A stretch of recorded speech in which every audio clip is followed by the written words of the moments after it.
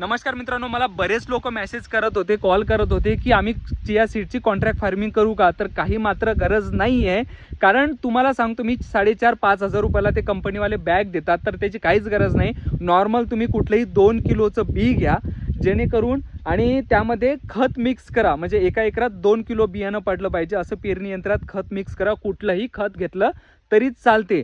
आणि राहिला प्रश्न असा की ज्यांनी आपण सोयाबीन पेरतो त्याच साव्याने पेरायचं असते, तसंच पेरायचं असते. तुम्हाला तीळ पद्धत माहीत असेल, तीळ पेरायची तसंच पेरायचं आहे. आणि राहिला प्रश्न औषधीचा, फवारणीचा, तर एवढं टेन्शन घेण्याची गरज नाही आहे. त्याला तुम्ही एखादं मोनो मावा तुडतुडेचं मारलं तरी चालते, त्याच्यासोबत बुरशीनाशक एखादं मिक्स करा. आणि राहिला प्रश्न काळाचा, तर हार्वेस्टरनी काढू शकतो, मळणी यंत्रांनी काढू शकतो.